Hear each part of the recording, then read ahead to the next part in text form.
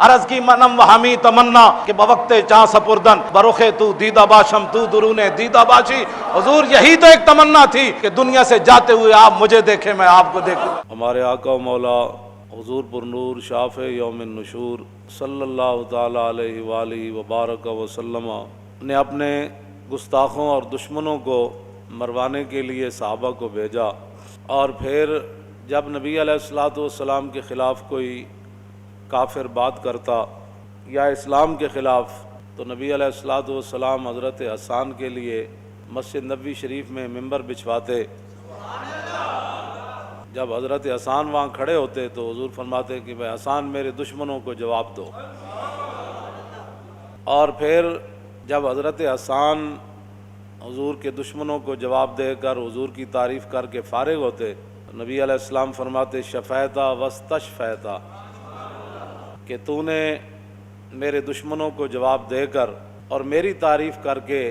اپنے سینے کو بھی ٹھنڈا کیا اور مسلمانوں کے سینے کو بھی ٹھنڈا کیا تھا۔ اور نبی علیہ الصلوۃ والسلام کو جب ایک موقع پر صحابہ نے عرض کی کہ حضور انہوں نے تو یہ بات کی ہے اسلام کے خلاف اور ہمارے خلاف، تو نبی علیہ السلام نے یہ نہیں فرمایا کہ آپ نے بڑے معتدل طریقے سے جواب دینا ہے اور بڑے تحمل سے جواب دینا ہے،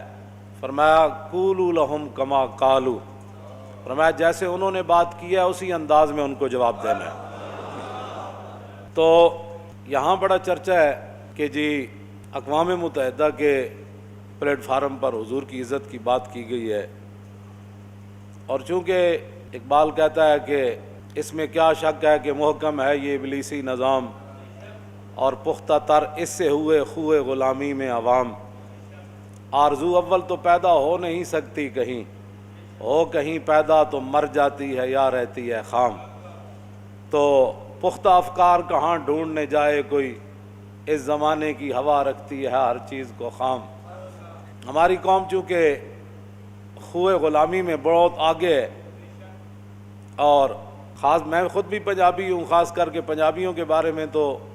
یہاں انگریز 100 سال بڑے مزے سے حکومت کر کے گیا ہے، اور بڑے بڑے اعلیٰ اس کو خدام یہاں ملے،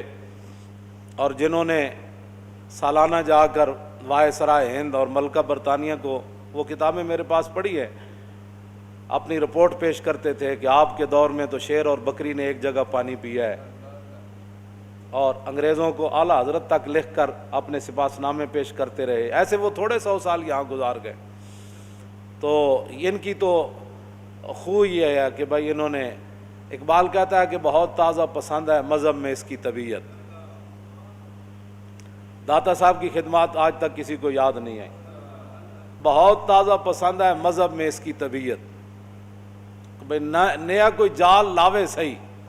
کوئی نئی گل کرے صحیح، وہ دیکھا جی کمال بات ہو گئی، دیکھا جی وہ کمال بات ہو گئی، وہ جی اقوام متحدہ کے پلیٹ فارم پر حضور کی عزت کی بات ہو گئی، ممتاز قادری کا تختہ دار کسی کو نظر نہ آیا، ممتاز قادری کی جیل کسی کو نظر نہ آئی، اور دودھ پیتا بچہ چھوڑ کر جیل میں جا بیٹھا، اور اتنا سارا بچہ چھوڑ کے تختہ دار پر جھول گیا، اس پر کسی کو ناموس رسالت کا پتہ ہی نہیں، بھی ممتاز قادری شاید شوقیہ وہاں جھولتا رہا ہے، ہاں جی، اس پر کسی کو کوئی پریشانی نہیں ہوئی، اور اس کو قاتل کہنے والا، اور وہ جا کر اقوام متحدہ میں حضور کی عزت کی بات کرتا ہے جو ممتاز کو قاتل کہہ رہا ہے، اور قوم کو کہا دیکھا جی وہ ناموس رسالت کی کیسی بات اس نے کی ہے جناب۔ پھر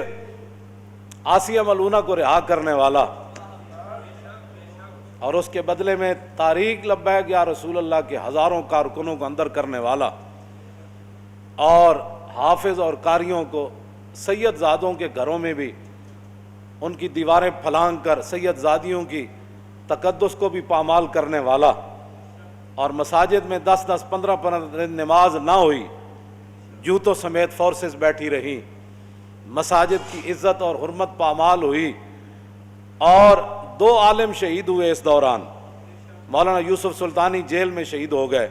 علامہ منیر احمد نعمانی باہر آ کر شہید ہو گئے، ہزاروں دہشت گردی کے پرچے کٹے، حضور کی عزت کی خاطر جو لوگ باہر نکلے ان کے خلاف پرچے کٹے، قوم کو وہ ناموس رسالت کی بات یاد نہ رہی، اور 2 جملے کہنے پر کہا جی دیکھا ہے اس نے وہ کیسی بات کی، تو میں نے کہا وہ بات وہاں کرتا نا، وہ اگر وہ سٹیج پر بات کر رہا تھا تو جو آیت میں نے آج پڑھی ہے یہ آیت پڑھتا نا کہ بھائی آپ کو کیا تکلیف ہے 295 پر۔ اللہ نے فرمایا قرآن میں کہ جو اللہ اور اس کے رسول کو ایذا دیتے ہیں ان پر لعنت ہے دنیا آخرت میں۔ کہ تاریخ لبیک یا رسول اللہ نے تو پوری دنیا میں مسئلہ ناموس رسالت اجاگر کر دیا ہے،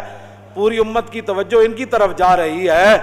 ہاں جی، یہ ساحری جو تم نے وہاں کیا ہے اس پر یہ آیت پڑھتا نا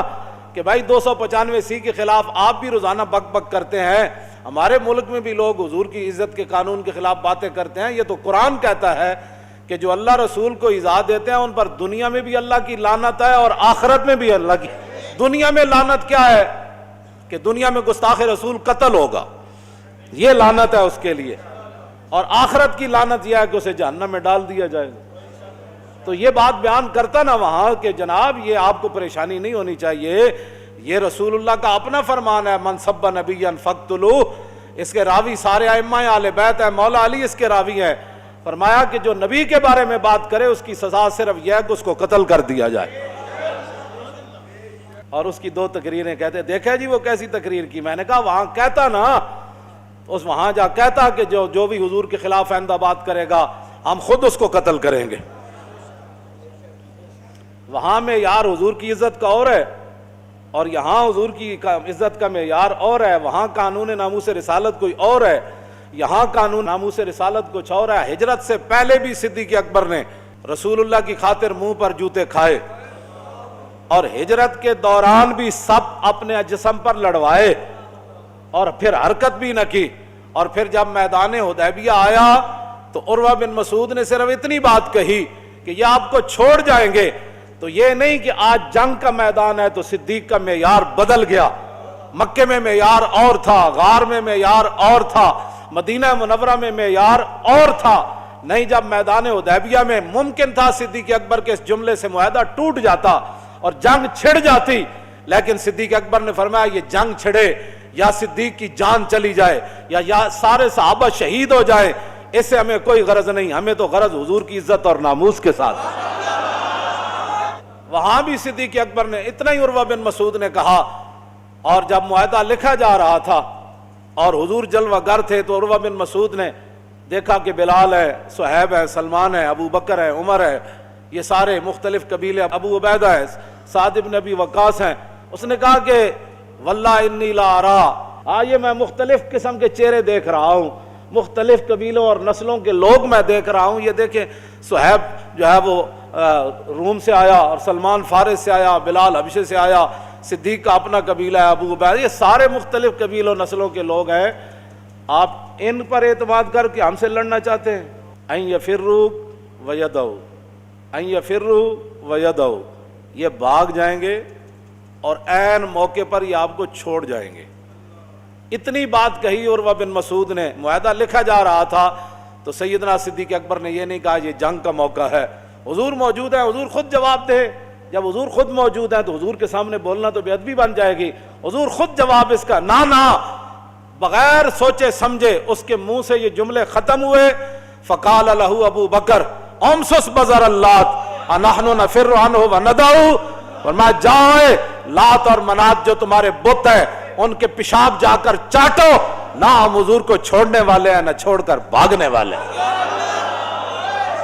اور جب آپ حکمران بنا دیے گئے، صدیق اکبر خلیفہ بن گئے، تو کیا پھر معیار بدل گیا؟ کیوں جی؟ وہ مکے والا معیار نہ رہا، بدر والا معیار نہ رہا، اور پھر غار والا معیار نہ رہا، حدیبیہ والا معیار نہ رہا، کیا پھر صدیق اکبر پر بوجھ بن گیا؟ بوجھ جب پڑا خلافت کا تو کیا صدیق اکبر کے مزاج میں کوئی تبدیلی آ گئی؟ نہ پھر آپ نے وہی بات فرمائی۔ فرمایا جب وہاں وہ اس پلیٹ فارم پر کہتا نا کہ حضور ہمارے آخری نبی ہیں، اور حضور کے بعد جو بندہ بھی دعویٰ کرے نبوت کا وہ کافر اور مرتد ہے۔ ناموس رسالت کا مسئلہ تو یہ تھا کائنات جی۔ وہاں جا کر یہ کہنا کہ ہمیں تکلیف ہوتی ہے، یہاں تکلیف بالکل نہیں ہوتی، قرآن و حدیث نصاب سے نکل جائے، یہاں کوئی تکلیف نہیں ہے۔ کیوں جی؟ گانے والے، وہ ناچنے والے کلب کھلیں اور اس کا افتتاح کریں، کالجوں کے اندر مسلمان بچیوں اور بچوں کے وہ تو میں نام نہیں لیتا، وہ جو ممبر کا اپنا تقدس ہے، جو کچھ اخبارات میں آتا رہتا ہے، ہاں وہ سارا کچھ یہاں ہوتا رہے اور ریاست مدینہ بھی یہاں ہی ہو، اور کشمیر کے اندر آگ لگی ہوئی ہے اور سری لنکن ٹیم یہاں کھیلنے کے لیے آ جائے۔ مجھے بتائیں نا وہ کون سی ریاست مدینہ تھی، کیوں جی، جس کے اندر حضور بدر کی طرف جا رہے ہوں اور پیچھے میچ ہو رہا ہو؟ وہ کون سا ریاست مدینہ تھی کہ جہاں حضور فتح مکہ کے لیے تشریف لے جا رہے ہیں اور پیچھے وہ کیسر و کسرا سے ٹیم منگائی جا رہی ہو کھیلنے کے لیے؟ وہ مجھے بتائیں نا وہ کون سی۔ حضور نے تو کبوتری کے پیچھے بھاگنے والے کو کیا فرمایا؟ ایک بندہ کبوتری کے پیچھے بھاگے جا رہا تھا، کبوتری اوپر اڑ رہی تھی، حضور نے فرمایا کہ یہ جو اوپر اڑ رہی ہے یہ شیطانہ ہے، اور جو اس کے پیچھے بھاگ رہا ہے یہ شیطان ہے۔ کبوتری کے پیچھے بھاگنے والے کو سارے محدثین نے، ملا علی قاری سے سارے نے، سب نے یہ لکھا کہ کبوتری شیطانہ اس لیے بن گئی کہ اس بندے کے لیے اللہ کے ذکر سے غفلت کا سبب بن گئی، اور وہ شیطان اس لیے بن گیا کہ وہ کبوتری کے پیچھے پڑ کر اللہ کے ذکر سے غافل ہو گیا۔ وہ سبب بنی اس لیے شیطانہ بنی، اور یہ اللہ کے ذکر سے غافل ہو گیا اس لیے شیطان بن گیا۔ تو اب بتاؤ نا، جب کشمیر کے اندر آگ کی ہولی کھیلی جا رہی ہو اور یہاں ہزاروں پولیس والے جو ہے وہ صرف سری لنکن ٹیم کی حفاظت کے لیے ان کو وہ ہوٹل میں پہنچائیں، پھر ہوٹل سے لے کر پھر جناب وہ کرکٹ گراؤنڈ میں پہنچائیں، پھر وہاں مسلمان بچیاں 5-10 ہزار کے ٹکٹ خرید کر پھر وہ تاڑیاں بجائیں، اور دنیا کو تم کیا پیغام دے رہے ہو؟ تم تو وہاں کشمیر کا مقدمہ لڑ کے آئے ہو، کون سا مقدمہ لڑ کے آئے ہو؟ وہ ہمیں بتاؤ نا، وہ کون سا مقدمہ آپ نے لڑا ہے؟ آتے ہوئے سری لنکن ٹیم آ گئی، دنیا کو تم یہ پیغام دینا چاہتے ہو کہ کشمیر ہولی کھیل جائے، کشمیر اجڑ جائے، ہم پھر بھی امن والے ہیں، آپ نے بالکل پریشان نہیں ہونا، ہم پھر بھی کرکٹ کھیلنے والے ہیں۔ یہ کشمیر کا وہاں مقدمہ لڑ گئے۔ ہماری قوم کہتی ہے وہ کشمیر کا بڑا مقدمہ وہاں لڑا، کیا کشمیر کا مقدمہ لڑا؟ بلکہ اس کے وہاں مقدمہ لڑنے کے بعد تو کشمیر میں اور ظلم زیادہ شروع ہو گیا۔ مزید ویڈیوز اور اپڈیٹس کے لیے یوٹیوب پر علامہ Khadim Hussain Rizvi official channel subscribe کریں اور بیل آئیکن پر بھی کلک کریں۔